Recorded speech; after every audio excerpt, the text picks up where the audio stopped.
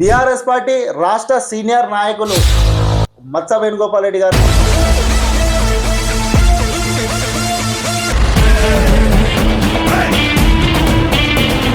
రామునికి లక్ష్మణుడు ఎట్లుంటాడో హరీష్ రావు గారికి లక్ష్మణులాగా మత్స వేణుగోపాల్ రెడ్డి గారు ఉంటారు.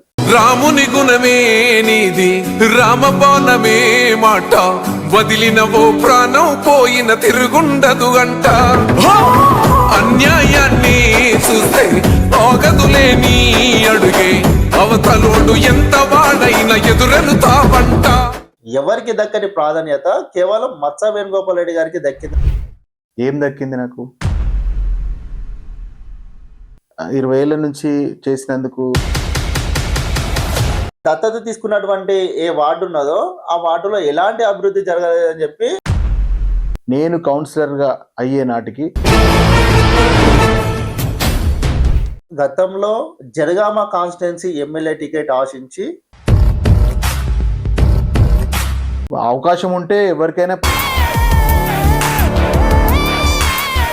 మత్స వేణుగోపాల్ రెడ్డి గారు గత 10 సంవత్సరాల క్రితము ప్రభుత్వ భూమిని కబ్జా చేశారని చెప్పి, అది నా ఒక్కంది కాదు. సిద్దిపేటలో డెవలప్మెంట్ అనేది కేవలం మీద మీట లోపల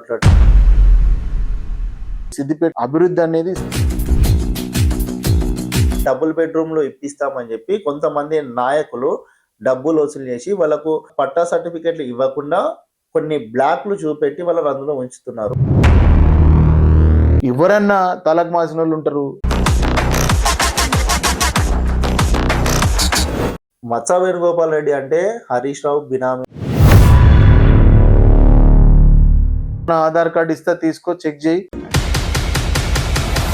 చింతల చెరువుకు విడుదలయ్యే కాలువ, ఆ కాలువ పనులు ఇంతవరకు జరగలేదు. ఎందుకోసం? అక్కడ నాలా అనేటువంటిది గతంలో ఒక నాయకుడి వల్ల సిద్దిపేటలో మత్స వేణుగోపాల్ రెడ్డి గారికి ఫోన్ ట్యాపింగ్ కేసులో నోటీసులు అందినాయి. దొంగ నోట్లలో దొరికి అరెస్ట్ అయినటువంటి దొంగ. ప్రతిష్టాత్మకంగా చేపట్టిన కాళేశ్వరం ప్రాజెక్టు పనికి రాకుండా పోయిందని చెప్పి ఇటు కాంగ్రెస్ పార్టీ నాయకులు అంటున్నారు. ఇవాళ రైతులు ఉమ్మేస్తారు మీ మీద. బీఆర్ఎస్ పార్టీలో సీనియర్ నాయకులను పక్కన పెడుతున్నారని అంటున్నారు. ఏ సీనియర్ నాయకులు పెట్టి రాజకీయాల్లో ఒక్కటే భయ్, నిన్న అనేది ఉండదు. హరీష్ రావు గారి పేరు అడ్డం పెట్టుకుని సెటిల్మెంట్ భూ కబ్జాలు పాల్పడుతున్నారు అంటున్నారు. ఇప్పుడు ప్రభుత్వం అది లేదు కదా, అట్లాంటి సెటిల్మెంట్లు. బీఆర్ఎస్ పార్టీ అంటే సెటిల్మెంట్లు, భూ కబ్జాల దందా. కొత్త ప్రభుత్వం వచ్చిన తర్వాత మొత్తం రియల్ ఎస్టేట్ పడిపోవడం వల్ల స్థానిక ఎన్నికలైనా ఇటు మున్సిపల్ ఎన్నికలైనా వస్తే 80% సీట్లు కాంగ్రెస్ పార్టీ కైవసం చేసుకుంటాం, మున్సిపల్ చైర్పర్సన్ కూడా మేమే కైవసం చేసుకుంటామని అంటున్నారు. ఇవాళ మార్కెట్ కమిటీనే ప్రకటించుకోలేని పరిస్థితుల్లో ఉన్నారు. నమస్తే, ఈరోజు మన గెస్ట్ బీఆర్ఎస్ పార్టీ రాష్ట్ర సీనియర్ నాయకులు మత్స వేణుగోపాల్ రెడ్డి గారు ఉన్నారు. అన్న నమస్తే. అన్న నమస్తే. ఎట్లున్నారన్న? బాగున్నారా? బాగున్నా, మీరు ఎలా ఉన్నారు? ఎస్ ఫైన్ అన్న. తెలంగాణ ఉద్యమ సమయంలో కీలక పాత్ర పోషించిన మత్స వేణుగోపాల్ రెడ్డి గారు ఇప్పుడు బీఆర్ఎస్ పార్టీ అధికారం పోయిన తర్వాత సైలెంట్ అయ్యారని అంటున్నారు. సైలెంట్ అంటే కార్యక్రమాల్లో పాల్గొంటలేనైనా, లేకపోతే ఎమ్మెల్యే గారు వచ్చే ప్రోగ్రామ్స్ లో పాల్గొంటలేనైనా, లేకపోతే ప్రజలకు దగ్గర లేనైనా మీ ఉద్దేశం? గతంలో మత్స వేణుగోపాల్ రెడ్డి గారు ఎప్పుడు పార్టీ ఏ ప్రోగ్రామ్ అయినా ముందుండి నడిపించేవారు, కానీ ఇప్పుడు అధికారం కోల్పోయిన తర్వాత కొంచెం దూరంలో ఉంటున్నారు. తప్పది, మేము గట్టిగా పనిచేస్తున్నాం కాబట్టి కాంగ్రెస్ పార్టీ అధికారంలో ఉన్నది, వాళ్ళను అడుగడుగున నిలదీస్తున్నా కనుకనే నా మీద కేసులు అవుతున్నాయి. నా మీద ఫోన్ ట్యాపింగ్ లో కూడా కేసు చేసి రకరకాల, ఇప్పుడు SC/ST అట్రాసిటీ కేసు అని వాళ్ళే క్యాంప్ కార్యాలయం మీద దాడి చేసి వాళ్ళే మా మీద కేసు పెట్టడం కానీ చాలా అయినాయి. ఇప్పుడు ఈ అధికారం కోల్పోయిన తర్వాత నా మీద 4-5 కేసులు అయినాయి. ఇవన్నీ కేసులు ఎట్లయితే కార్యక్రమాల్లో పాల్గొంటేనే, చురుకుగా ఉంటేనే. కాకపోతే ఏంటంటే అంతకుముందు అధికారంలో ఉన్నాం కనుక రెగ్యులర్గా ప్రజలకు సేవ చేసే కార్యక్రమాలు చాలా ఉంటుండే. అప్పుడు బీఆర్ఎస్ పార్టీ అధికారంలో ఉన్నప్పుడు కంటిన్యూస్గా ప్రోగ్రామ్స్ ఉంటుండే, ప్రజలకు ఎప్పటికి అందుబాటులో నాయకులు ఉండే విధంగా కార్యక్రమాలు రూపొందించేవారు కేసీఆర్ గారు. ఇప్పుడు ఆ పరిస్థితి లేదు. అధికార పార్టీ కూడా స్తబ్దుగానే ఉంది. మేమే పోరాడుతున్నాం. నిజానికి అధికారంలో వాళ్ళు ఉన్నప్పటికీ ప్రజా సమస్యలపై పోరాటంలో బీఆర్ఎస్ఏ ముందుంది. బీఆర్ఎస్ పార్టీలో ఎంతో మంది సీనియర్ నాయకులు ఉన్నా కానీ ఎవరికి దక్కని ప్రాధాన్యత కేవలం మత్స వేణుగోపాల్ రెడ్డి గారికి దక్కిందని అంటున్నారు. ఏం దక్కింది నాకు? నేను 20 ఏళ్ళు అయింది రాజకీయంలో, 20 ఏళ్ళ నుంచి పనిచేస్తున్నా. 20 ఏళ్ళ నుంచి చేసినందుకు నేను ఏ స్థాయిలో ఉండాలి? ఉద్యమంలో చురుకుగా పనిచేసినప్పటికీ నాకు ఏ స్థాయి పదవి వచ్చింది? ఆఖరికి నా ఫ్యామిలీలో మార్కెట్ కమిటీ చైర్మన్ ఇవ్వగలిగారు. సిద్దిపేటలో నాయకుల సంఖ్య ఎక్కువ ఉంది. అట్లా ఉండడం వల్ల కూడా నేను కొంత కోల్పోయినేమో అని నేను అనుకుంటున్నా. నాకు అంటే నేను ఆశించినంతగా రాలేదు. నిజానికి నేను మున్సిపల్ చైర్మన్ ఆశించిన. నాకు సుడా ఇస్తామన్నారు, మార్కెట్ ఇచ్చారు. హరీష్ అన్నకు ఏది వీలైతే అది ఇస్తాడు అని ఆయనకు అంటే ఆయనకు ఇబ్బంది పెట్టద్దు అనేటువంటి ఉద్దేశంతో నేను కూడా శిరసావించాల్సి వచ్చింది. 2016 మున్సిపల్ ఎన్నికలలో ఏదైతే మత్స వేణుగోపాల్ రెడ్డి గారు గెలిచిన వార్డులో ఆ వార్డును దత్తత తీసుకుంటున్నట్టు హరీష్ రావు గారు ప్రకటించారు. కానీ ఆ దత్తత తీసుకున్నటువంటి ఏ వార్డు ఉన్నదో ఆ వార్డులో ఎలాంటి అభివృద్ధి జరగలేదని చెప్పి ప్రజలు అంటున్నారని ఆరోపిస్తున్నారు. దీనిపైన మీ ఇది సమాధానం? ఆరోపణలు మాత్రమే, ప్రజలు అంటలేరు. ఇప్పటికీ ఆ వార్డు 2 వార్డులుగా విడిపోయింది. ఆ 2 వార్డుల ప్రజలు ఎప్పుడైనా ఏదైనా అవసరానికి ఇప్పటికీ నా దగ్గరికి వచ్చేటువంటి పరిస్థితి ఉంది. ఇకపోతే అభివృద్ధి జరగలేదని ఆరోపణ బయట ఎవరైనా చేస్తే, ప్రజలు ఎవరు చేయరు కానీ బయట ఎవరైనా చేస్తే, శ్రీనివాస నగర్లో 80 లక్షల రూపాయలతోని బాక్స్ కల్వర్ట్ కట్టి మొత్తం సిద్దిపేట నుంచి వచ్చేటువంటి మురికి నీరు అంతా కూడా డైరెక్ట్గా చెరువులోకి వెళ్ళే విధంగా బాక్స్ కల్వర్ట్ కట్టినాం. అండర్ గ్రౌండ్ డ్రైనేజీ పూర్తి చేసినాం. అండర్ గ్రౌండ్ డ్రైనేజీ కనెక్షన్లు ఇచ్చినాం. నేను కౌన్సిలర్గా అయ్యే నాటికి హనుమాన్ నగర్, శంకర్ నగర్లలో నీళ్ళు వచ్చేటివి కాదు.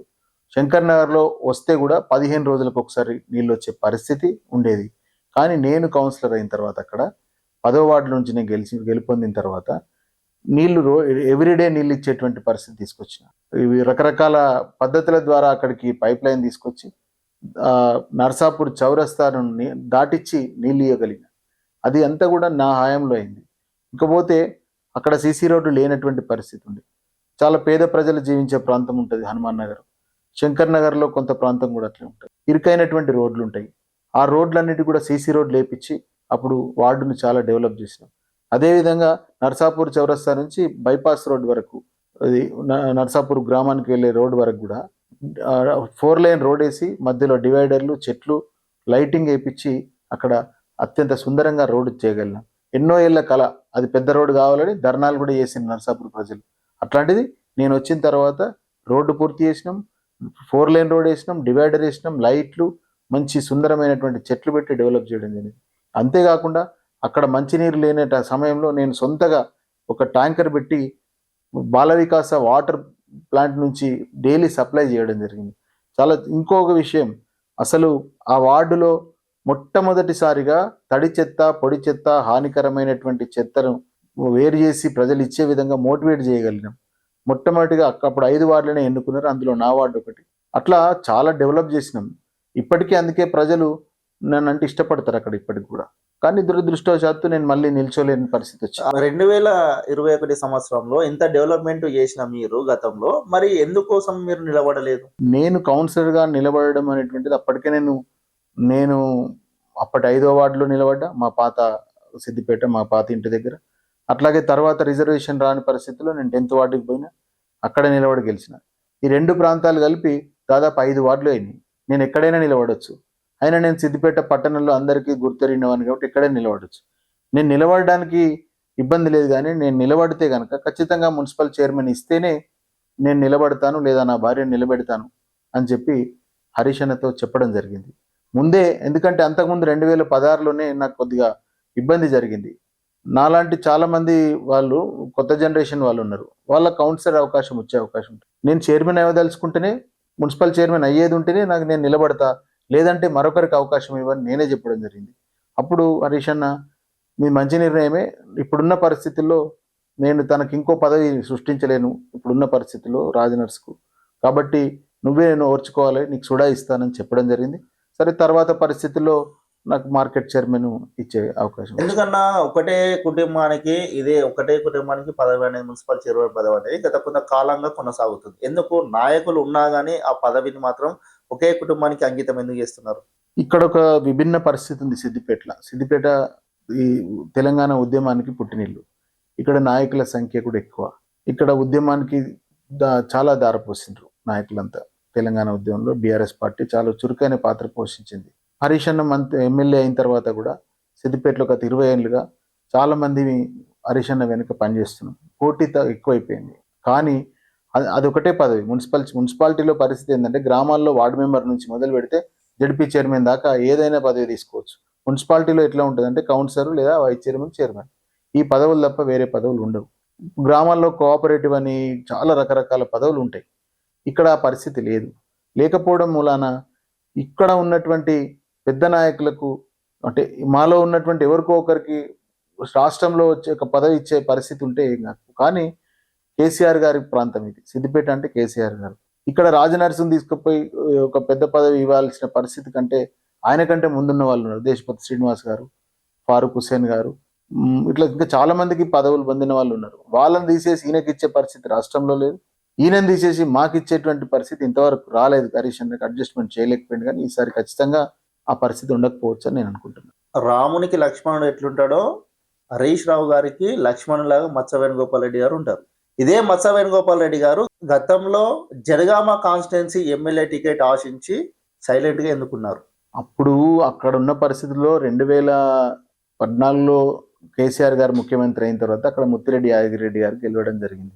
అక్కడ ఆ తర్వాత ఈ మన కొన్ని మండలాలు సిద్దిపేట జిల్లాలకు చేర్చబడ్డాయి.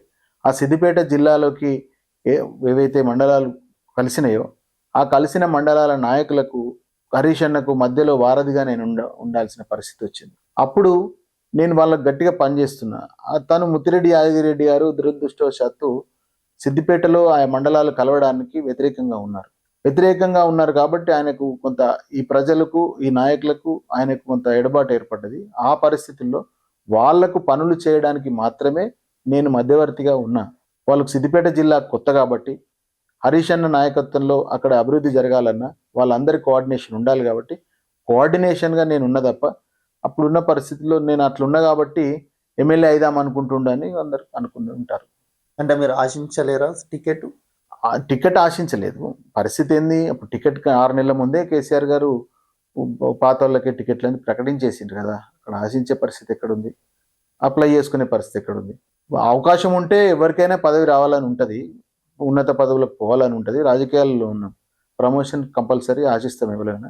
కానీ అప్పుడు ఆలోచన వచ్చింది కానీ అంతలోపే ఇట్లాంటిది జరిగింది. మనం కూడా అనుకున్నాం. ఇప్పుడు ఆ పరిస్థితి లేదు. మత్స వేణుగోపాల్ రెడ్డి గారు గత 10 సంవత్సరాల క్రితము ఏదైతే సిద్దిపేట LNK కాలేజ్ సమీపంలో ఉన్నటువంటి ఓ ప్రభుత్వ భూమిని కబ్జా చేశారని చెప్పి వార్తా కథనాలు వచ్చాయి. దీనిపైన మీ స్పందన ఏంటి? నువ్వు కబ్జా అంటున్నది ప్రభుత్వ భూమి అంటున్నావు కదా. ప్రభుత్వ భూమి కబ్జా చేస్తే ప్రభుత్వం ఏం చేస్తున్నారు? ప్రభుత్వ అధికారులు ఏం చేస్తున్నారు? ప్రభుత్వ అధికారులు మరి దాన్ని ఆక్యుపై చేసుకోవాలి కదా, వాళ్ళ ఆధీనంలోకి తీసుకోవాలి కదా. ప్రభుత్వం అంటుందా లేకపోతే బయట వాళ్ళు ఎవరైనా ఆరోపిస్తున్నారా? ఇది నా మీద ఎలాంటి ఆరోపణలు లేవు కాబట్టి, నేను ఎలాంటి అవినీతికి పాల్పడలేదు కాబట్టి ఏదో బట్టగాల్చి మీదేసేటువంటి పరిస్థితి తప్ప ఏం లేదు. ఒక్కొక్క పత్రికలో సగం పేజీల పత్రికలు రాసిన వాళ్ళు ఉన్నారు. అయినా ఆ భూమి ఇంతవరకు ఏం కాలేదు. సరే, అది నా ఒక్కంది కాదు, నా 4-5 ఒక కొనుక్కున్నాం. అప్పుడు 2007లో కొనుక్కున్నాం. ఇప్పటికీ ఉంది అది. ఆ భూమి విషయంలో ఎవరు ఎన్ని చెప్పినా అది మాది అంటే నాది ఒక 10% అంటే ఏ సంవత్సర కాలంలో కొనుక్కున్నారన్న మీరు ఆ భూమి? 2007లో తీసుకున్నాం. రిజిస్ట్రేషన్ ల్యాండ్ మీరు కొనుక్కున్నారు. మరి ప్రభుత్వ భూమి ఇట్లా కబ్జా చేస్తారని చెప్పి ఆరోపణ వస్తుంది, దానిపైన మేము కొన్నప్పుడు ఆ భూమి ఒక గుట్ట, పెద్ద బండ. అది దాదాపు ఆ బండను తీసేయడానికే మాకు 15-20 లక్షలు ఖర్చు అయింది ఆ కాలంలో. 2010-12 వరకు కూడా ఆ గుట్ట అట్లే ఉంది. మేము అట్లే ఉంచినాం, దాన్ని ఏమనలే.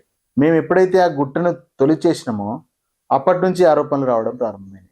అంతే తప్ప ఒకవేళ గుట్ట ఉన్నప్పుడే, అది బండరాయిగా ఉన్నప్పుడే రావాలి కదా ఎవరన్నా భూమి ఉంటే. అక్కడున్న పరిస్థితుల్లో ఆ పక్కన ప్రభుత్వం సేకరించింది, ఇదే సర్వే నంబర్లో ప్రభుత్వం సేకరించింది కొంత. అప్పుడు కేసీఆర్ గారు ఎమ్మెల్యేగా ఉన్నప్పుడు సేకరించి ప్రజలకు పంచడానికి సేకరించింది. అది కొంతమంది విలేకరులకు ఇవ్వడం జరిగింది వాస్తవానికి. ఇప్పుడు విలేకరులకే ప్లాట్ వస్తే విలేకరులు వచ్చి నా మీద అడగాలి కదా వాస్తవం అయితే. మరి విలేకరులు ఎవరు వచ్చి అడగలేదు. సిద్దిపేట జర్నలిస్టులకు ఇచ్చినటువంటి భూములు పక్కనే ఉన్నాయి. అందులో వాళ్ళు మాకు ఇక్కడ వద్దు, ఈ ప్రాంతం బాగలేదు మాకు అని చెప్పి కొంతమంది ఆర్డీఓకి, అప్పుడున్న జాన్సన్ అనేటువంటి ఆర్డీఓకు రిటర్న్ ఇచ్చిరు పత్రాలు. ఆ పత్రాలు అన్యాక్రాంతమై ఆ భూమి విషయంలో ప్లాట్ లేక మన దాంట్లోకి వచ్చి ఆక్యుపై చేసే ప్రయత్నం చేసిండ్రు. మేము కోర్టు ద్వారా పోయినాం, మేము సక్సెస్ అయినాం. మా భూమి సిద్దిపేట అంటే హరీష్ రావు అడ్డా అంటారు. ఇంత సిద్దిపేటలో డెవలప్మెంట్ చేస్తున్నామని ఇటు బీఆర్ఎస్ పార్టీ నాయకులు చెప్తుంటారు, అటు కార్యకర్తలు కూడా అంటుంటారు. కానీ ఆ డెవలప్మెంట్ అనేది కేవలం మీద మిటమిట లోపల లొట్లట అని అంటున్నారు. దీనిపైన మీ స్పందన ఏంటి? సిద్దిపేట అభివృద్ధి చెందింది, వేరే ప్రాంతాలు అభివృద్ధి చెందలేవని చెప్పేమో మొత్తం రాష్ట్రం అంతా అంటారు. మన దగ్గర వచ్చేసరికి ఏమో ఇట్లా లోపల లోట మీద మిటమిట అని ఇట్లాంటి భాష మాట్లాడతారు. అది తప్పు. సిద్దిపేట అభివృద్ధి చెందకపోతే కేంద్ర ప్రభుత్వ అవార్డు ఎట్లా వస్తాయి? సిద్దిపేట కేంద్ర ప్రభుత్వం అవార్డులు ఇచ్చినప్పుడల్లా ఖచ్చితంగా సిద్దిపేట నియోజకవర్గంలోని ఏదో గ్రామానికి రావడం చూసినాం. సిద్దిపేట పట్టణానికి కూడా చాలా రకాల అవార్డులు రావడం చూసినాం. సౌత్ ఇండియాలో #1 మున్సిపాలిటీగా మనకు అవార్డు వచ్చింది. ఇంత కూడా అభివృద్ధి అంటే అంటే అభివృద్ధి 2-3 రకాలు ఉంటుంది. ఒకటి ప్రజలను అంటే మోటివేట్ చేయడం. ఇవాళ తడి చెత్త పొడి చెత్త ఉంది, ఇది ఎంత అద్భుతమైన అభివృద్ధి. వేరే రాష్ట్రాల నుంచి దేశాల నుంచి వచ్చి సిద్దిపేటలో ఈ చెత్త సేకరణకు సంబంధించినటువంటి స్టడీ చేసిపోతారు. అట్లాంటిది ఇక్కడ సృష్టించినాం మనం. ఇక్కడ సిద్దిపేటలో అభివృద్ధి అంటే మీరు ఏదో కొమటి చెరువు లేకపోతే ఇంకేదో కాదు, రోడ్లో మోరీలో ఇది కాదు. అభివృద్ధి అనేది సిద్దిపేటకు రాగానే కనబడుతుంది.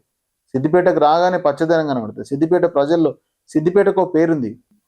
చెత్త కింద పడితే తీసి పక్కనేస్తారు, చెట్టు వంగితే పోయి దాన్ని చక్కగా చేసి కట్టిపోతాడు పోయేటోడు. అంత మంచి పేరుంది. ఇదంతా కూడా అభివృద్ధిలో భాగమే. సిద్దిపేట పట్టణం అభివృద్ధి చెందింది, నియోజకవర్గం అభివృద్ధి చెందిందంటే హరీష్ రావు గారు రోజుకు కొన్ని గంటల పాటు కష్టపడి దీన్ని అభివృద్ధి చేసిండు. ఓన్లీ డబ్బులతోనే కాదు, డబ్బులతోనే అభివృద్ధి అనేటువంటిది జరుగుతుంది, అధికారులు చేస్తారు. అది పైసలు శాంక్షన్ చేసుకొస్తే వాళ్ళే చేసుకొస్తారు. కానీ అట్లా కాదు. సిద్దిపేట అభివృద్ధి అనేటువంటిది ఏ రంగంలో చూసినా #1 ఉంటాం మనం. ఇవాళ మన బుస్సాపూర్ దగ్గర డంప్ యార్డ్ ఉంది, సిద్దిపేట మున్సిపాలిటీకి సంబంధించిన డంప్ యార్డ్ ఉంది. ఈ డంప్ యార్డు నేను ఫస్ట్ కౌన్సిలర్ ఉన్నప్పుడు సేకరించినాం. అది ఏ సంవత్సర కాలంలో 2005-10 మధ్యలో సేకరించినాం. కానీ అప్పటి నుంచి ఇప్పటి వరకు చెత్త గుట్టలైపోయింది అక్కడ. కానీ ఆ గుట్టలైన చెత్తని ఏం చేద్దాం అనేటువంటి ఆలోచన లేకుండా 2020లో అనుకుంటా మమ్మల్ని హరీష్ రావు గారు ఒక 6 కౌన్సిలర్లను బెంగళూరు ట్రైనింగ్ పంపించాడు. నేను కూడా వెళ్ళినా. అక్కడ చెత్త గురించి బాగా అవగాహన మాకు వచ్చింది. ఆ ట్రైనింగ్ క్లాసెస్ 4 days జరిగినాయి. ఆ సైట్ విజిట్స్ కూడా చేసినాం. ఆ ట్రైనింగ్లో బాగా నేర్చుకున్నాం.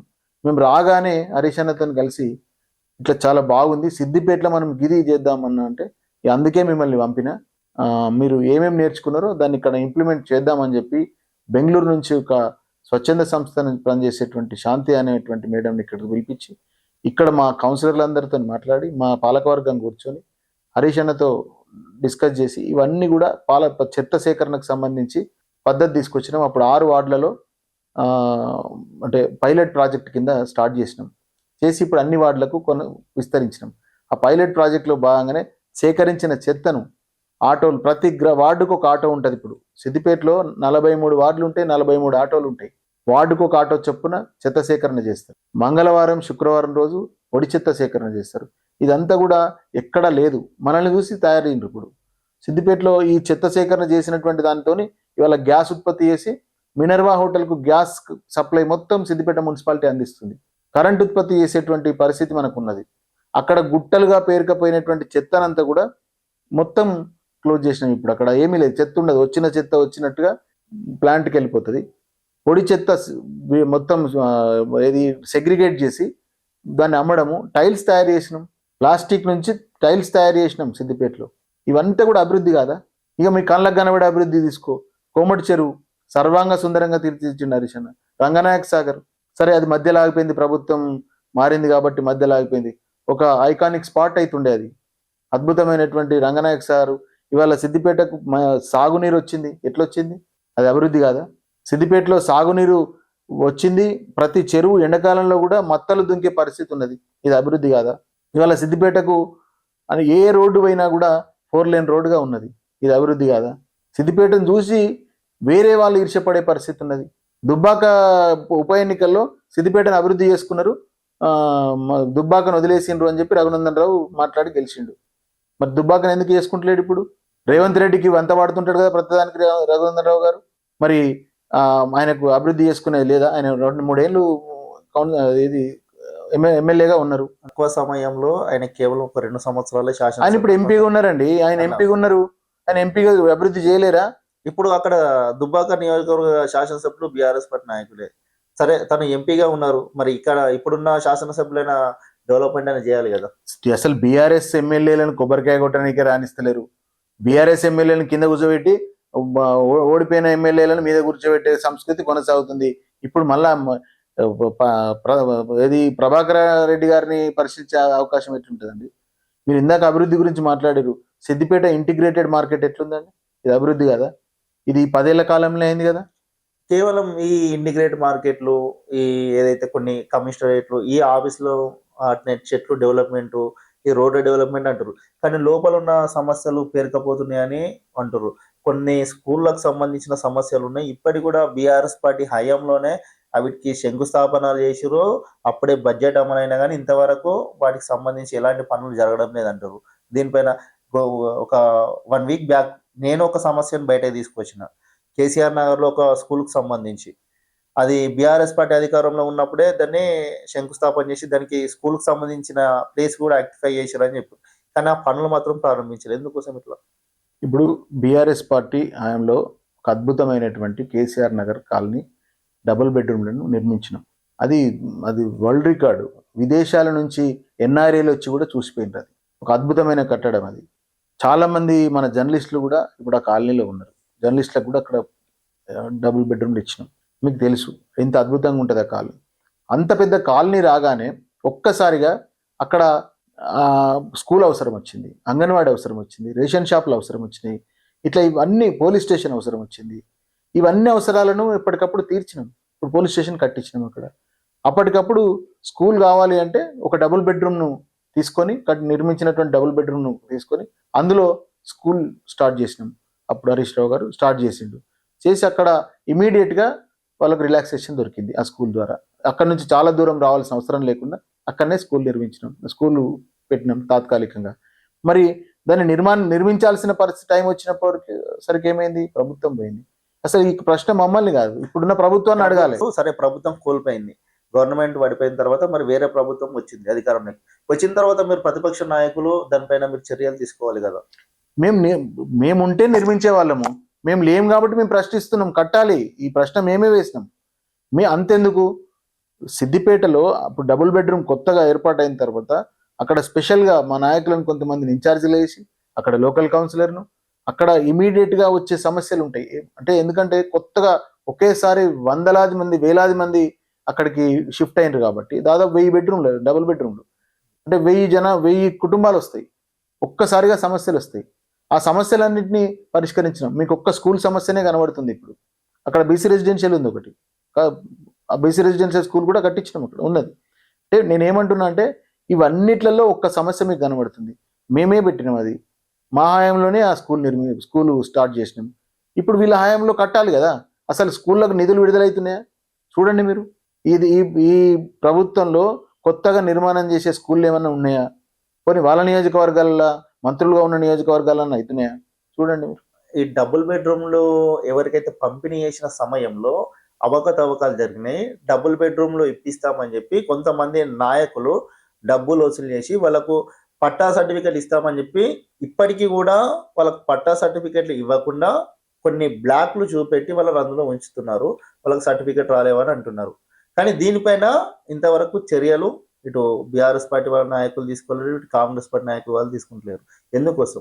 ఇప్పుడు డబుల్ బెడ్రూమ్లు అందుకే కేసీఆర్ గారు ఇట్లాంటి అవినీతికి తాగుంటుందని కలెక్టర్ల నేతృత్వంలోనే లబ్ధిదారుల ఎంపిక జరుగుతుందని ప్రకటించారు. ఎమ్మెల్యేల జోక్యం కూడా ఉండకూడదని చెప్పింది. ఓన్లీ అప్లికేషన్ పెట్టుకునే వరకే, పంపిణీ చేయడం వరకే, కానీ సెలక్షన్ మాత్రం కలెక్టర్ గారి చేతులకే ఇచ్చిండ్రు. మీకు గుర్తుందో లేదు. కానీ అప్పుడున్నటువంటి పరిస్థితుల్లో కేసీఆర్ గారు అవినీతికి తావేయద్దనే ఉద్దేశంతో చేసిండు. ఎవరన్నా తలకు మాసిన వాళ్ళు ఉంటారు, గిట్లే నేను ఇప్పిస్తా అని చెప్పి తీసుకొని ఉంటారు. వాళ్ళని బజార్కి ఇడ్చాలి, పోలీస్ స్టేషన్ తీసుకుపోవాలి, కేసు పెట్టియాలి. ఆ పని చేయాలి ఎవరైనా కావచ్చు, అది ఏ పార్టీ అయితే ఏంది. ఇప్పుడు పార్టీలకు సంబంధం లేదు. అది వాడు వ్యక్తిగతం, వాడు డబ్బులు తీసుకొని చేసినాడు ఎవడన్నా ఉంటే అది తప్పు. కానీ లబ్ధిదారుల ఎంపిక మాత్రం పారదర్శకంగా జరిగింది. లబ్ధిదారులు ఎంపిక అయిన తర్వాత వారికి డబుల్ బెడ్రూమ్ల పంపిణీ కూడా చిట్టీలు వేసి చేసినాం, మొత్తం ఓపెన్ హాల్లో చేసినాం. డబుల్ బెడ్రూమ్ వచ్చిన వాళ్ళకి కూడా పట్టు వస్త్రాలు ఇచ్చి హరీష్ అన్న వాళ్ళను కొత్త ఇంట్లోకి తోలిండు. ఈ డబుల్ బెడ్రూమ్ ఇంత గ్రాండ్ గా చేసుకున్నారు, కానీ కొంతమందికి ఇండ్లు డబుల్ ఫ్లోర్లు ఉన్న వాళ్ళకి కూడా డబుల్ బెడ్రూమ్ వచ్చినాయి సిద్దిపేటలో ఉన్నటువంటి కొంతమందికి అని అన్నారు. ఒక్కటి చెప్తానండి, ఇది కంప్యూటర్లో వాళ్ళ డాటా ప్రకారంగానే మొత్తం వాళ్ళని ఒక 10-15 రకాలుగా వాళ్ళను వడబోసే వాళ్ళకి ఇచ్చిండ్రు. ఎంత వడబోసినా దొరకని వాళ్ళు కూడా కొందరు ఉంటారు. అట్లా ఇప్పుడు వాళ్ళ ముత్తాత పేరు మీద ల్యాండ్ ఉంటుంది, తాత పేరు మీద ల్యాండ్ ఉంటుంది, తండ్రికి రాదు, అది కొడుకు రాదు, అంతే కదా. ఇట్లా రాకపోవడం వాళ్ళ ఆధార్ కార్డులు కూడా ఎవరి వాళ్ళు తీసుకుంటారు, అండ్ ఇంట్లో చెక్ చేసినా దొరకదు. అట్లాంటి వాళ్ళు కొంతమంది, ఇప్పుడు 100లో 3-4% తప్పకుండా జరుగుతుంది ఇట్లాంటిది. దాన్ని ఏం చేయలేము మనం, దాన్ని పట్టుకొని కూర్చుంటే మిగతాలకు కూడా నష్టపోయే పరిస్థితి. అప్పుడు హరీష్ రావు గారు మంత్రిగా ఉన్నప్పుడే కేవలం ప్రభుత్వ ఆసుపత్రిని విజిట్ చేశారు, కానీ ఇప్పుడు మంత్రి పదవి పోయిన తర్వాత అసలు ప్రభుత్వ ఆసుపత్రిని పట్టించుకోవడం లేదు, అక్కడ ఉన్నటువంటి రోగులకు వైద్యం అందడం లేదని అంటున్నారు.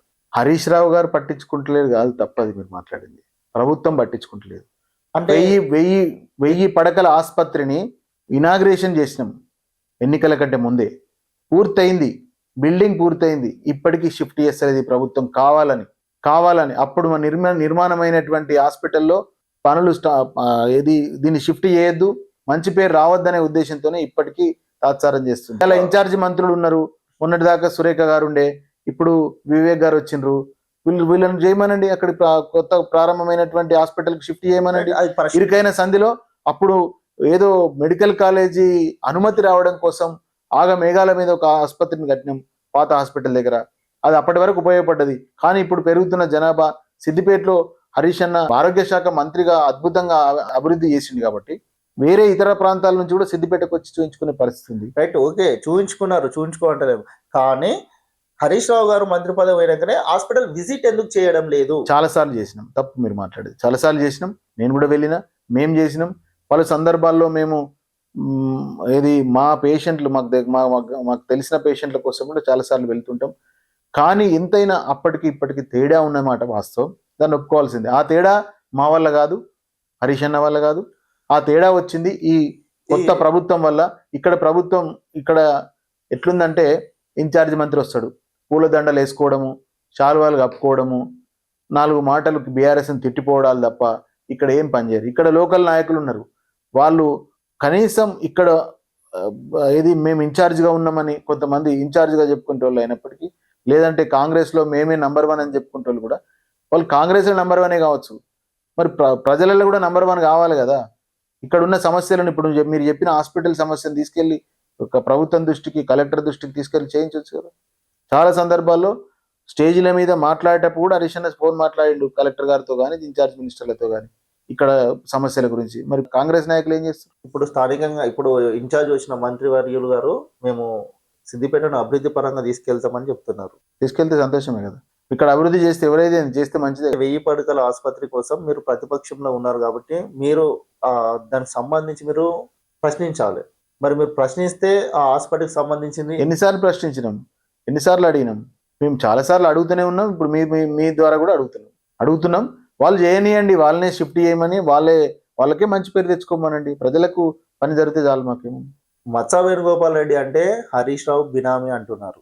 బినామీ అంటే ఏంది మీ ఉద్దేశంలో? హరీష్ రావు గారికి ఆస్తులన్నీ మచ్చా వేణుగోపాల్ రెడ్డి పేరు పైనే కొన్ని ప్లేసులు రిజిస్ట్రేషన్లు అవుతున్నాయి. తీసుకున్న ఆధార్ కార్డు ఇస్తా, తీసుకో, చెక్ చేయి. ఇప్పుడు ఆధార్ కార్డు మీద అన్ని తెలిసిపోతాయి, ఏ ఆస్తున్నా తెలిసిపోతుంది. నా పాన్ కార్డు ఇస్తా, ఆధార్ కార్డు ఇస్తా, నా ఆస్తులు ఏంటో తెలుసుకో. అందులో ఏమన్నా నాకు అవినీతితో వచ్చిన ఆస్తులు, లెక్క చూపించిన ఆస్తులు ఏమన్నా ఉంటే అవి నువ్వే తీసుకో, లేకపోతే ప్రభుత్వానికి అప్పచెప్పు. మచ్చా వేణుగోపాల్ రెడ్డి గారి సతీమణి మార్కెట్ కమిటీ చైర్మన్ గా ఉన్నప్పుడు మొత్తం నడిపించింది మచ్చా వేణుగోపాల్ రెడ్డి గారే. కేవలం వాళ్ళ పేరుకే వాళ్ళ భార్యను చైర్మన్ గా నియమించి ఉన్న ఏవైతే కార్యకలాపాలకైనా దేనికైనా హాజరైంది మాత్రం మచ్చా వేణుగోపాల్ రెడ్డి గారే అంటున్నారు. ఇప్పుడు నా భార్యకు మార్కెట్ కమిటీ చైర్మన్ ఇచ్చిండ్రు, నా భార్యకు నేను సహకరించిన, తన పనిలో పాలు పంచుకున్నా, దాన్ని పెత్తనం తీసుకోవడం అనరు, దాన్ని నేనే నడిపించినాను అనరు, తన పనిలో నేను భాగమైన. మొన్న కొండా సురేఖ గారు ఇక్కడ సిద్దిపేటకు వచ్చి పల్లా రాజేశ్వర రెడ్డి గారికి కాకుండా ఆయన మీద ఓడిపోయినానికి పెత్తనం ఇచ్చింది ఒక సందర్భంలో. అప్పుడు ఏమన్నది, మేము ఒకరిని నియమించుకునే అధికారం కూడా మాకు ఉంది. నేను ఎంపీపీగా ఉన్నప్పుడు మా హస్బెండ్ నేను నా ప్రతినిధిగా పెట్టుకున్నా అని చెప్పింది. అది చట్టంలో ఉంది అని కూడా మాట్లాడింది ఆమె. సిద్దిపేట కలెక్టరేట్లని ఈ మాట మాట్లాడింది, కలెక్టర్ సమక్షంలో మాట్లాడింది. మీరు ఇంకో కాంగ్రెస్ పార్టీ అధికారంలో ఉన్నది, సిద్దిపేట మార్కెట్ కమిటీ ఎంత డెవలప్ అయింది అని చెప్పి అడుగు. ఎంత అభివృద్ధి చేసినాం. బయట నుంచి సిఎస్ఆర్ నిధులు తీసుకొచ్చి దాదాపు ₹1,00,00,000 వర్క్ చేసినాం అక్కడ. సిద్దిపేట ఇంటిగ్రేటెడ్ మార్కెట్లో ఎవ్వడు ప్రపంచంలో ఎక్కడ ఉండదు, ఇది దేశంలో ప్రపంచంలో ఎక్కడ ఉండదు. కాళ్ళు తలకాయలు కాల్చడానికి ఒక ప్రత్యేకమైనటువంటి స్టాళ్ళు కట్టినాం. కాళ్ళు తలకాయలు మోరి మీద కూర్చొని కాల్చేటోళ్ళు ఒక అద్భుతమైన కట్టినాం. సిద్దిపేట ఇంటిగ్రేటెడ్ మార్కెట్ ఒక్కసారి మళ్ళీ విజిట్ చేయండి, మేము ఎంత డెవలప్ చేసినామో తెలుస్తుంది. చాలా మంది ఆంధ్ర నుంచి, కర్ణాటక నుంచి, ఇతర రాష్ట్రాల నుంచి వచ్చి మార్కెట్ని చూసిపోతారు. ఇదంతా నా హయాంలో అభివృద్ధి జరిగింది హరీష్ రావు గారి సహకారంతో. కాంగ్రెస్ పార్టీ అధికారంలో ఉన్నది, గెలిచిన ఎమ్మెల్యేలను బీఆర్ఎస్ ఎమ్మెల్యేలను పక్కన పెట్టి ఓడిపోయిన ఎమ్మెల్యేలను మంత్రులు పక్కన కూర్చోబెట్టుకుంటారు స్టేజ్ల మీద. ఇప్పుడు కొబ్బరికాయలు ఎమ్మెల్యే కాకుండా ఇన్ఛార్జీలు కొడుతున్నారు. మత్స వేణుగోపాల్ రెడ్డి గారు ఏదైతే బీఆర్ఎస్ పార్టీ అధికారంలో ఉన్నప్పుడు ఎర్ర చెరువు నుంచి చింతల చెరువుకు విడుదలయ్యే కాలువ తన వ్యవసాయ క్షేత్రం పక్కన ఉందని, అంటే మీ వ్యవసాయ క్షేత్రం పక్కన ఉన్నది, ఆ కాలువ పనులు ఇంతవరకు జరగలేదు, ఎందుకోసం? వాస్తవమే, ఇది మంచి క్వశ్చన్. వాస్తవానికి కోమటి చెరువు నుంచి నర్సాపూర్ చెరువు వరకు నాలా పూర్తయింది కాబట్టి అప్పుడు ఎన్ని అడ్డంకులు వచ్చినా కూడా పూర్తి చేయగలిగినాం. అప్పటికి అక్కడ ఇంకా విస్తరణ కాలేదు. కానీ అక్కడికి ఇక్కడికి తేడా ఏముందంటే, అక్కడ నాలా అనేటువంటిది ప్రభుత్వ భూమిగా ఉంది. ఇక్కడ వచ్చేసరికి పట్టా భూముల మధ్య నుంచి వెళ్ళిపోతుంది నాలా. ఇక్కడ ఏది మన ఎర్రజెరువు నుంచి మత్తడి నీళ్ళు అన్ని కూడా పట్టా భూముల వెంబడే వెళ్తుంది. ఇప్పుడు సిద్దిపేట బాగా డెవలప్ అయింది. అప్పుడు నాకు తెలిసి నాలా కట్టింది ఇప్పుడు తెలంగాణ రాష్ట్రం రాకముందు కట్టినాం. బాగా డెవలప్ అయింది సిద్దిపేట. గజం జాగా వేలల్లో వలుకుతుంది. కాబట్టి ఇప్పుడు ప్రజలు ఏమైపోయారు, అలర్ట్ అయిపోయినారు. మనం ఏది స్టార్ట్ చేసినా కోర్టుకు పోయే పరిస్థితి ఉంది. చాలా పరిస్థితి అక్కడ నాకు తెలుసు. ఇప్పుడు మా రామాలయానికి సంబంధించిన భూములకు కూడా నీళ్ళు వస్తున్నాయి. సిద్దిపేట రామాలయానికి సంబంధించిన 2 ఎకరాల భూమి ఉంటుంది, అక్కడికి అసలు ఆ నీళ్ళే రాకపోయి అందరు మట్టి పోసుకోవడం వల్ల అటు నీళ్ళు వస్తున్నాయి, ఎర్రజెరువు నీళ్ళని.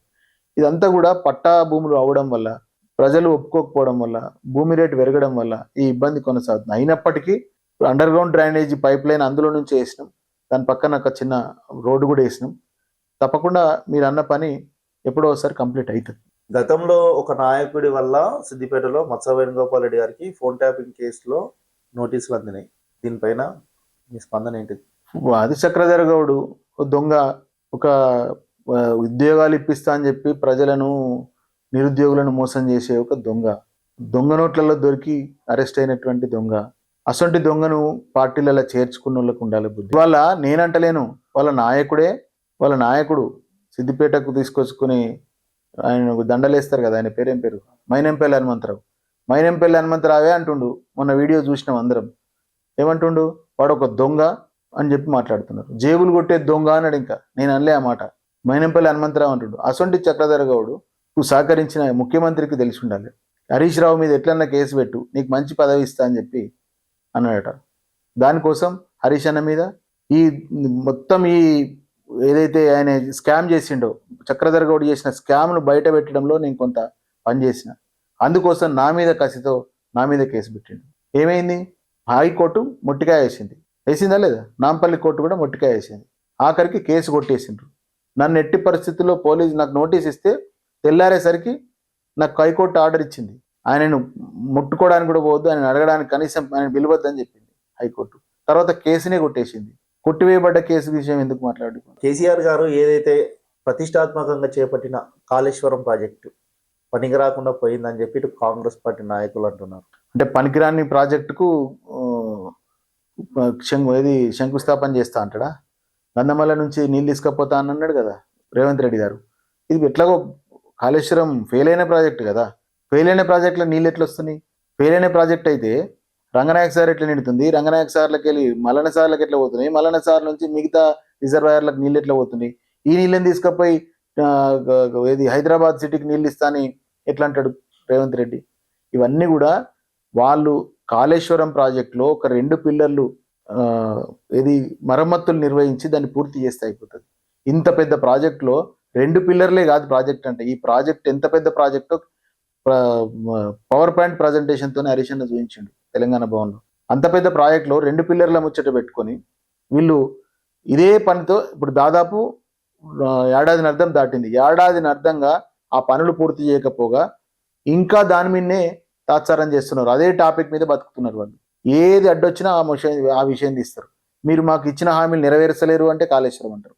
మీరు ఇచ్చిన హామీలు ఫలానా హామీ నెరవేర్చలేరు అంటే ఫోన్ ట్యాపింగ్ అంటారు. ఇట్లా వీటిని పట్టుకొనే వాళ్ళు వేలాడుతున్నారు తప్ప ప్రజలకు చేసింది ఏం లేదు. కాళేశ్వరం ప్రాజెక్ట్ అనేటువంటిది ఇది ప్రపంచంలోనే అతిపెద్ద లిఫ్ట్ ఇరిగేషన్ ప్రాజెక్టు. మేము ఆ సమయంలో ప్రజలనే తీసుకెళ్లి కాళేశ్వరం నుంచి రంగనాయక సాగర్ దాకా చూయించుకొచ్చినాం. ప్రజలకు తెలుసు. ఇవాళ రైతులు ఉమ్మేస్తారు మీ మీద. ఎందుకంటే కాళేశ్వరం ద్వారా బతుకుతున్నటువంటి, కాళేశ్వరం ద్వారా తమ పొలాలకు నీళ్లు తెచ్చుకుంటున్నటువంటి రైతులు మాత్రం ముక్కును వేలేసుకుంటారు కదా మిమ్మల్ని చూసి. ఈ మల్లన్న సాగర్ ప్రాజెక్టు కేవలం కేసీఆర్ గారు ఫామ్ హౌస్ కోసము నీళ్లు వెళ్ళడానికి ఈ ప్రాజెక్టు నిర్మాణం చేపట్టారు. అక్కడ ఏదైతే కేంద్ర నిపుణులు వచ్చి సర్వే చేసిన తర్వాత కూడా ఇక్కడ ఈ ప్రాజెక్టు నిర్మాణం చేస్తే మాత్రం తర్వాత ఇబ్బందులకు గురవుతారని చెప్పినా కానీ కేసీఆర్ ప్లాన్ వల్లనే చేశారని అంటున్నారు. నెక్స్ట్ అక్కడ ఏదైతే భూములు కోల్పోయిన రైతులకు కొంతమందికి ఇంతవరకు కూడా నష్టపరిహారాలు అందలేవని అంటున్నారు. తట్టెడు మన్ను ఎత్తిపోయిన వాళ్ళు ఇష్టం వచ్చిన ఆరోపణలు చేస్తారు. నేను ఇందాకే చెప్పిన సమాధానం మీ దగ్గరనే ఉంది. అది మల్లన్న సాగర్ అనేటువంటిది వృధా అయితే అందులో నీళ్ళు ఎట్లా వస్తున్నాయి? ఆ నీళ్ళు తీసుకుపోయి వేరే రిజర్వేర్ ఎట్లా పోతున్నాయి? ఆ రిజర్వేర్లకు వెళ్ళి హైదరాబాద్కి ఎట్లా తీసుకుపోతారు నీళ్లు? ఇవన్నీ కూడా ఏ పని చేయకుండా తట్టెడు మట్టి ఎత్తిపోయలేని ముఖాలు నష్టపరిహారం అనేటువంటిది ఇచ్చినారు. R&R కాలనీలకు కూడా కాలనీలలో వాళ్ళ ఊర్లు పేర్లు పెట్టుకున్నారు. అక్కడికి పోయి అక్కడ మీరు చూస్తే అద్భుతమైన R&R కాలనీ వచ్చింది. ఇంట్లో నలుగురు 18 years దాటితే నలుగురికి ప్లాట్ ఇచ్చిర్రు. మేము ఇల్లు కట్టుకోము, ఇల్లే ఇవ్వండి అంటే ఇల్లు ఇచ్చినారు, ప్యాకేజీ ఇచ్చినారు, అందరు సంతృప్తి ఉన్నారు. ఇవాళ గంత పెద్ద ప్రాజెక్ట్ కట్టేటప్పుడు తప్పకుండా విమర్శలు వస్తాయి, తప్పకుండా శాపనార్థాలు వస్తాయి రైతుల నుంచి. ఎందుకంటే వాళ్ళు భూమిని నమ్ముకొని ఉన్న రైతులు, వాళ్ళ ఇల్లు పోతుంది, వాళ్ళ భూమి పోతుంది, వాళ్ళు ఇన్నేళ్ళు బతికినటువంటి వాళ్ళ బ్రతుకు పోతుంది. కాబట్టి ఖచ్చితంగా ఆ కసి ఉంటుంది. కానీ ప్రాజెక్టు పూర్తయిన తర్వాత వాళ్ళలో కూడా సంతోషం చూసినాం. వాళ్ళు కూడా అన్నారు మా పోతే పోయినాయి కానీ చాలా మంది రైతులకు మంచి జరిగింది అనేటువంటిది. నిజంగా అంటే ఈ కాళేశ్వరం ప్రాజెక్టు నిర్మాణంలో భూములు కోల్పోయిన వాళ్ళందరూ, మల్లన్న సాగర్ అయితే ఏమి, మిగతా అన్ని రిజర్వాయర్లలో భూములు కోల్పోయిన రైతులందరికీ చేతులెత్తి దండం పెట్టాలి. ఎందుకంటే వాళ్ళు చేసినటువంటి త్యాగం మామూలు త్యాగం కాదు. వాళ్ళు గ్రామాలను మొత్తం వాళ్ళ చరిత్రనే కోల్పోయినరు. కాబట్టి వాళ్ళకు ఉండే కసితో కొంత మాట అని ఉంటారు. కానీ ప్రస్తుతానికి వాళ్ళందరూ కూడా చాలా సంతోషంగా ఉన్నారు. బీఆర్ఎస్ పార్టీ అధికారంలో ఉన్నప్పుడు అధికారులను అందబలంతోనే ప్రభుత్వ ఆఫీసులలో బీఆర్ఎస్ పార్టీ నాయకులు పని చేయించుకున్నారని ఆరోపణలు వస్తున్నాయి. పని చేయించినాం, ప్రజలకు అవసరం వచ్చే పనులు చేయించినాం. అందుకే ఇప్పుడు మీరు అంటున్నారు కదా, ఏది అధికారులను పని చేయించినము, అధికారులను కూర్చోబెట్టి పని చేయించినము, అది చెయ్యని అధికారులను తప్పకుండా నిలదీసినము, చేసే అధికారులను శాలువాతో సత్కరించినము. అట్లా చేసినాం తప్ప వాళ్ళ మీద మేము అజమాయిషీ చేయలేదు. వాళ్ళ మీద బీఆర్ఎస్ పార్టీలో సీనియర్ నాయకులను పక్కన పెడుతున్నారని అంటున్నారు. ఏ సీనియర్ నాయకులు బడి? చాలా మంది సీనియర్ నాయకులను పక్కన పెడుతున్నారు. పార్టీ జెండా మోసిన వాళ్ళకు గుర్తింపు కూడా ఇస్తలేరు. రాజకీయాలు ఒక్కటే బై, నిన్న అనేది ఉండదు, నేడేంది, నువ్వు ఇవాళ ఏం చేస్తున్నావు అనేది విషయం. ఏ పార్టీ అయినా సరే రాజకీయాల్లో నిన్ను ఇట్లా చేసినా, మొన్న బాగా కష్టపడ్డా, ఇవన్నీ ఉండయి. ఇవాళ పనిచేయడానికే విలువ ఉంటుంది అంతే. నేడు ఏంది నిది, నేను మొన్నటిదాకా పనిచేసిన కాబట్టి నాకు రావాలి, నాకు వచ్చేటి రావాలంటే కుదరదు. ఏ రాజకీయ పార్టీలైనా అట్లే ఉంటుంది. రాజకీయం అంటేనే అది. ఇవాళ ఏంది నువ్వు అంతే, అదే లెక్క. పైసలు ఉన్న వారిదే పై చిలుకుగా నడుస్తున్నది బీఆర్ఎస్ పార్టీ అంటారు. తప్పు మాట అది. పైసలు ఉన్న వాళ్ళది నడిస్తే ఒక హాస్పిటల్లో వాచ్మెన్ కు కౌన్సిలర్ టికెట్ ఇచ్చిండు హరీష్ అన్న. సిద్దిపేట్ల మార్కెట్లో హమాలి పనిచేసేటువంటి వ్యక్తికి కౌన్సిలర్ టికెట్ ఇచ్చిండు. వాళ్ళంతా డబ్బులు ఉన్నలేనా? తప్పది. సందర్భోచితంగా ఇవ్వాల్సి వస్తుంది. ఒక దగ్గర అవతలి వాడు డబ్బులు ఖర్చు పెట్టే పరిస్థితి ఉంటే డబ్బులు ఇచ్చేవానికి ఇవ్వాల్సి ఉంటుంది. అవతలి వాడు పలానా క్యాస్ట్ అయితే ఇక్కడ కూడా అట్లాంటి క్యాస్ట్కి ఇచ్చి, లేకపోతే దాన్ని ఢీకొట్టే క్యాస్ట్కి ఇచ్చేయడం ఇట్లా జరుగుతుంది. లేదు, ఓ దగ్గర డబ్బులు చేస్తే ఓ దగ్గర మానవత్వం పనిచేస్తుంది. ఎట్టి పరిస్థితుల్లో సిద్దిపేటలో అన్ని గ్రామాల్లో, అన్ని మున్సిపాలిటీలో, అన్ని వార్డుల్లో మనం ఉండాలి, మనం గెలవాలి అంటే దానికి చేయాల్సినవి అన్నీ చేస్తాం తప్ప ఏది డబ్బులు ఉన్నోనికే పదవులు వస్తాయని, డబ్బులు లేనోనికి రావని అట్లా ఉండదు. హరీష్ రావు గారి పేరు అడ్డం పెట్టుకుని సెటిల్మెంట్ భూ కబ్జాలు పాల్పడుతున్నారు అంటున్నారు. ఇప్పుడు ప్రభుత్వం అది లేదు కదా, అట్లాంటి సెటిల్మెంట్లు భూ కబ్జాలు చేసినవన్నీ రికవరీ చేసుకోమనండి. ఇంత ప్రజాదరణ పొందిన హరీష్ రావు గారికి మెజారిటీ తగ్గడానికి గల కారణం ఏంటిది? మెజారిటీ తగ్గడానికి చాలా కారణాలు ఉంటాయి. మెజారిటీ తగ్గడానికి కారణాల్లో మేము కూడా మా లోపాలు కూడా 2 లక్షల మెజారిటీ తీసుకొస్తామని ప్రచారాల మీద ప్రచారాలు చేయలేదు. ఈసారి మెజారిటీ మీద మేము దృష్టి పెట్టలేదు. ఎందుకు పెట్టలేదు అంటే మేమే హరీష్ అన్నకు మేము ఎన్నికల ముందట మొత్తం మీటింగ్ పెట్టినాం. మండలాల వారీగా పట్టణాల వారీగా మీటింగ్ పెట్టినాం. ఆశీర్వాద సభలను పెట్టినాం. ఆశీర్వాద సభల్లో ఒకటే చెప్పినాం, సార్ ఇక్కడ మెజారిటీ గురించి మీరు ఆలోచించకుండ్రి, మీరు పోయి ఓ 20-30 గెలిపియండ్రి, మీరు బయట కాన్స్టిట్యున్సీలలో తిరిగిండ్రి, ఈ నియోజకవర్గంలో మెజారిటీ 1,18,000 వచ్చింది, మనకు చాలది, ఇంకోసారి మనం మెజారిటీ కోసం పోయి అనవసరంగా ఇంకో 4 ఓడిపోయేటట్టు కావద్దు అనే ఉద్దేశంతో హరీష్ అన్నకు మేమే చెప్పినాం. అందులో కొంత హరీష్ అన్న కూడా ఇక్కడ చాలా తక్కువ సమయం ఇచ్చిండు. దాంతో కూడా కొంత అదేంటది కొంత కోఆర్డినేషను, కొంత మాలో కూడా నాయకత్వాలు అంటే లీడర్షిప్ ఎక్కువైపోయింది. గ్రామాల్లో కానీ పట్టణంలో కానీ ఆ లీడర్షిప్ ఎక్కువై ఒకరికొకరికి పడక, ఇంకొకటి ఏంటంటే అరే ఈ ఓట్లు బాగా పడితే మన ఊర్లే వీనికి మంచి పేరు వస్తుంది, పలానోడు వాడే లీడ్ తీసుకుంటుండే కదా, వానికి మంచి పేరు వస్తుంది, మనమే ఓట్లు తగ్గే ప్రయత్నం చేద్దామని మనలో మనమే చేసుకున్నటువంటి లోపం అది. కొంతమేర తగ్గి ఉండొచ్చు, కానీ మాకేం అట్లాంటిది లేదు. ఇక్కడ ఎట్టి పరిస్థితుల్లో హరీష్ అన్న ఉన్నంత కాలం హరీష్ అన్న గెలుస్తూనే ఉంటాడు. మెజారిటీ విషయానికి వస్తే మేము ఇవాళ మెజారిటీ సాధించాలని నిర్ణయించుకున్నాం అనుకో, ఖచ్చితంగా సాధిస్తాం. ఇప్పుడు బీఆర్ఎస్ పార్టీని వదిలి కొంతమంది కౌన్సిలర్ కాంగ్రెస్ పార్టీలో జాయిన్ అవుతున్నారు, ఎందుకోసం? ఇది అవకాశవాదం. ఇక్కడ పోయినోళ్ళు ఏం సంతృప్తిగా లేరు, నాకు తెలిసి మా మిత్రులే అంతా పోయినోళ్ళు, పెద్ద సంతృప్తిగా ఏం లేరు. వాళ్ళు కూడా హరీష్ ఆవేశంగా పోయినరు, కానీ అక్కడేం లేదు. ఇక్కడ కనీసం అంటే మాతో సోపతాన్ని ఉంటుండే మంచిగా. అంటే హరీష్ రావు దగ్గర కేవలం కొంతమంది రెడ్డిలను మాత్రమే ఆయన చుట్టూ ఉంచుకుంటాడు, మిగతా వాళ్ళని పట్టించుకోవడని మేము వెళ్తున్నాం. నిజంగా రాజేష్, నువ్వు మెచ్చుకోవాలి. నువ్వే క్వశ్చన్ ఆన్సర్ నీ దగ్గరనే ఉంటది. ఇప్పుడు ఇందాకనే అన్నావు, నువ్వు ఒకటే కుటుంబానికి 3 సార్లు చైర్మన్ ఇచ్చిండ్రని నువ్వే అంటావు. ఆయన బీసీ క్యాస్ట్కి ఇచ్చిండ్రు, మళ్ళీ ఇప్పుడు రెడ్డిలకే అన్నీ నువ్వు అంటున్నావు. సిద్దిపేట పట్టణంలో ఇప్పటికీ 3 సార్లు బీసీలకే చైర్మన్ ఇచ్చినాము. తర్వాత వైస్ చైర్మన్ కూడా బీసీలకే ఇచ్చినాము, ఒక్కసారి మైనార్టీకి ఇచ్చినాము. ఇప్పుడు కూడా 2 బీసీలే ఉన్నారు, సంతోషం. మరి రెడ్డిలకే ఇస్తున్నారు ఎట్లంటారు? అంటే పదవులు రెడ్డికి కాదు, తన ఇంబడి తిరిగి కొంతమందిని మాత్రమే తన లోపల కూర్చునే పెట్టుకుంటారు, మిగతా వాళ్ళని బయట కూర్చునే పెట్టుకుంటారు. తప్పది. హరీష్ అన్న ఇంటికి ఎవరంటే వాళ్ళు రావచ్చు, ఓపెన్ కుల్లా. నీకు కూడా తెలుసు హరీష్ అన్న దగ్గరికి ఎంత ఈజీగా అప్రోచ్ కావచ్చు, ఎవ్వరు వచ్చినా దగ్గర తీసుకుంటాడు. అస్సలు అట్లా ఉండని. కాకపోతే నాయకులకు ఎట్లుండాలంటే లీడర్షిప్ లక్షణాలు, దగ్గరగా పోయి పని చేయించుకుంటూ ఉంటాడు. దూరం నిలబడి నన్ను మాట్లాడిస్తారా లేదా అని ఆలోచించేటోడు కూడా ఉంటాడు. అట్లా కాదు, హరీష్ అన్న అందరినీ దగ్గర తీస్తాడు. హరీష్ అన్న అందరికీ ఆత్మీయంగా చూసుకుంటాడు. ఒక క్యాస్ట్ని బట్టో లేకపోతే డబ్బుని బట్టో దగ్గర తీయడం అనేటువంటిది ఉండదు, తప్పది. గతంలో మార్కెట్ కమిటీగా సిద్దిపేట నియోజకవర్గంలో కొనసాగిన కొంతమంది నాయకులు వాళ్ళు చాలా మటుకు భూ కబ్జాలు చేసిర్రు, ప్రభుత్వ భూములను కబ్జా చేసిర్రు అని చెప్పి ఆరోపణలు వచ్చినాయి. ఇదే ఆరోపణలు వస్తాయి. పదవి పొందినప్పుడు కంపల్సరీ ఏమవుతుందంటే వాళ్ళ మీద కొంత కుళ్ళు ఉంటుంది, దాంతో కొంతమంది ఆరోపణ చేస్తారు. ఏ ఆరోపణకైనా చట్టబద్ధమైనటువంటి చర్య ఉంటుంది కదా. ఇప్పుడు ప్రభుత్వం అయితే మాది లేదు. ఇట్లాంటి ఆరోపణలు నిజమైతే ఖచ్చితంగా చర్యలు తీసుకోవాలి. కబ్జాలు చేసినా లేకపోతే కబ్జా చేసిన భూమి ఉంటుంది కదా ఇప్పుడైతే, అట్లే దాన్ని మళ్ళీ సేకరించాలి, ఎక్కువ చట్టపరమైనటువంటి చర్యలు చేపట్టాలి. మా ప్రభుత్వం అయితే లేదు. ఇప్పుడు బీఆర్ఎస్ పార్టీ అంటే సెటిల్మెంట్లు, భూ కబ్జాల దందా అని అంటున్నారు. ఎవరంటారు బా ఇవన్నీ?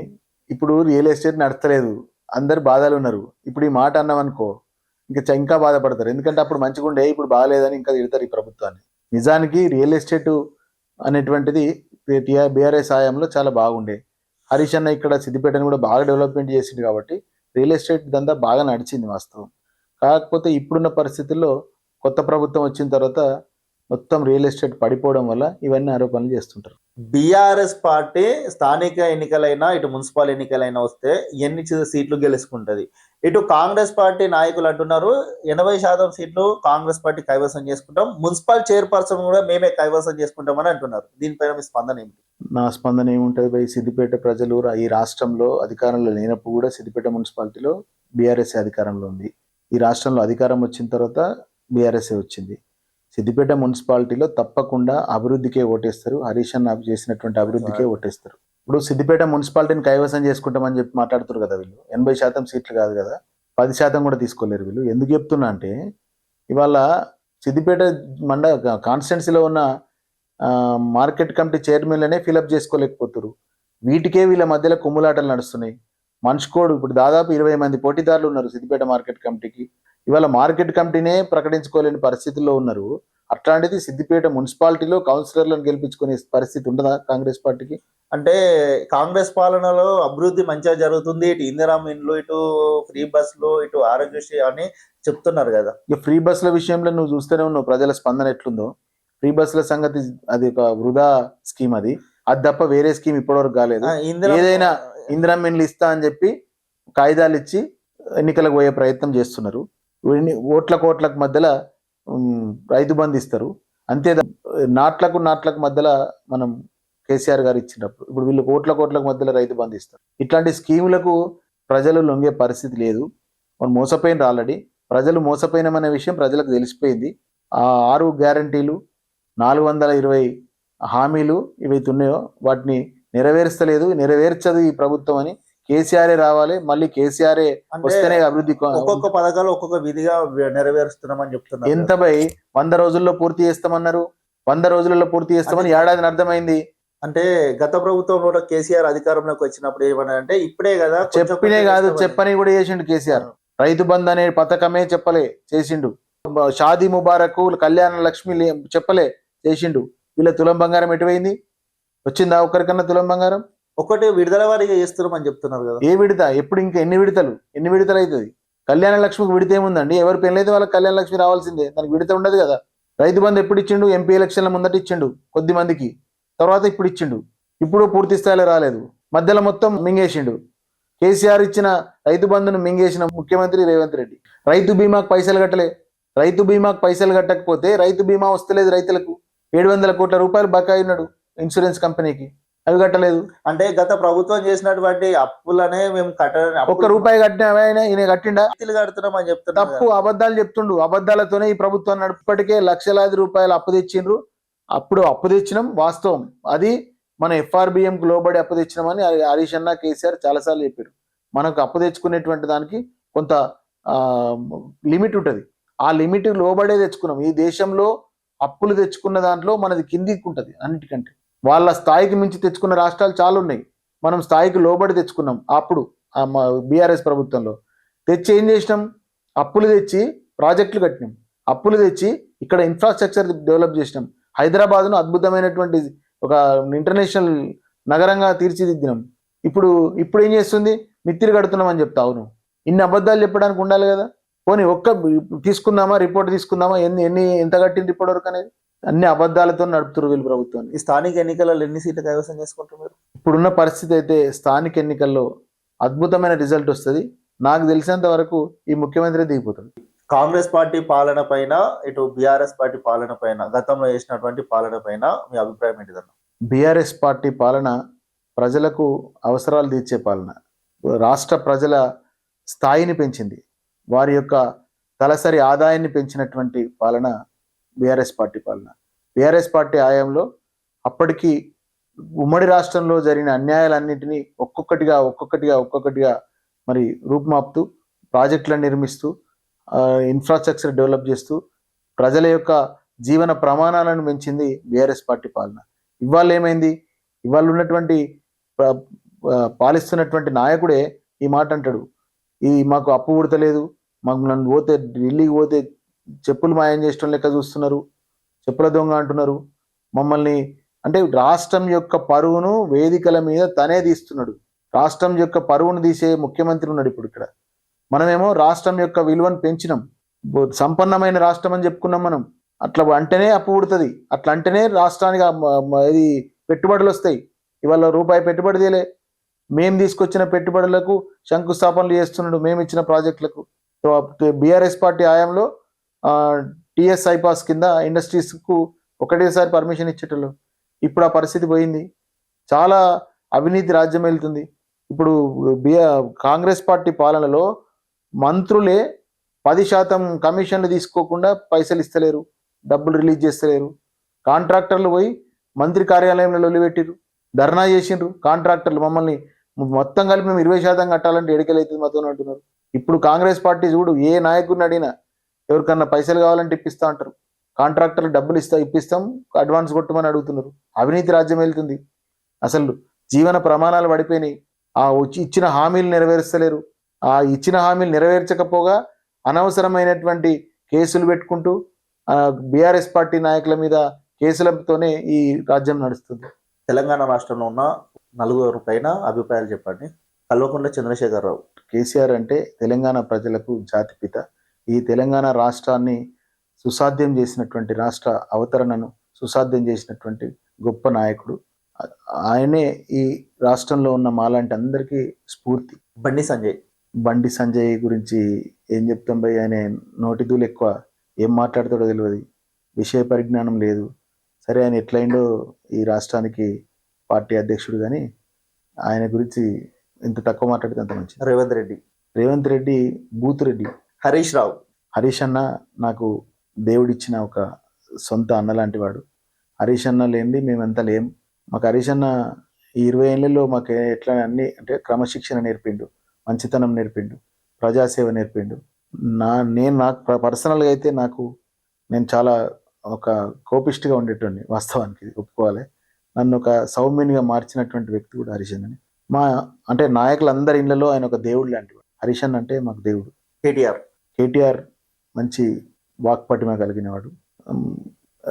హైదరాబాద్ నగరాన్ని అద్భుతంగా డెవలప్మెంట్ చేయడంలో, రాష్ట్రానికి పెట్టుబడులు తీసుకురావడంలో చాలా కృషి చేసిండు. ఎనీవే, ఆయన ఒక డైనమిక్ మినిస్టర్. ఇప్పుడు ఏదైతే మెదక్ ఎంపీ గారు ఉన్నారో రఘునందన్ రావు పైన మీ అభిప్రాయం ఏంటదన్న? రఘునందన్ రావు గారు వాస్తవానికి నాకు ఒక ట్యూషన్ టీచర్. నాకు 7th క్లాస్ నుంచి 10th క్లాస్ వరకు ట్యూషన్ టీచరు. ఆయన గురించి నేను ఎక్కువ మాట్లాడకపోవడమే కరెక్ట్, కానీ ఆయన మంచి వాక్పటిమ ఉన్నది. ఆయన మాకు బయాలజికల్ సైన్స్ చెప్పిండు. కాకపోతే ఆయన మాటలు ఎక్కువ, చేతల్లో ఉండదు. ఆయన మాట్లాడినంత గొప్పగా చేతలు ఉండవు, కానీ మాకు మాత్రం మంచి టీచర్, ఇష్టమైన టీచర్. రైట్. సిద్దిపేట నియోజక ప్రజలకు చెప్పాల్సింది ఏంటిదన్న? సిద్దిపేట నియోజకవర్గ ప్రజలు కొద్దిగా సంయమనం పాటించాలి. మనకు అధికారం కోల్పోయినాం, కొంత అభివృద్ధిలో వెనుకబడుతున్నాం, ప్రారంభమైన పనులన్నీ కూడా ఆగిపోయినాయి. మళ్ళీ మన రోజులు వస్తాయి. స్థానిక సంస్థల్లో తప్పకుండా బీఆర్ఎస్ పార్టీకి ఆదరించాలి. మళ్ళీ బీఆర్ఎస్ పార్టీ రాబోయే కాలంలో మళ్ళీ రాష్ట్రంలో అధికారంలోకి వస్తుంది. మన అభివృద్ధి పనులన్నీ మళ్ళీ ముందుకెళ్తాయి. కాబట్టి ప్రజలంతా కూడా బీఆర్ఎస్ పార్టీ వెంబడి ఉండాలి, హరీష్ అన్న వెంబడి, కేసీఆర్ వెంబడి ఉండాలని చెప్పి కోరుకుంటున్నాం. రానున్న రోజులలో స్థానిక ఎన్నికల్లో మన పార్టీ అధికారంలోకి వస్తుంది, వెయిట్ చేయాలని చెప్పి కోరుతున్నారు. చూస్తూనే ఉండండి మన కర్తవ్యం. నేను మీ మేరుగు రాజేష్, సిద్దిపేట.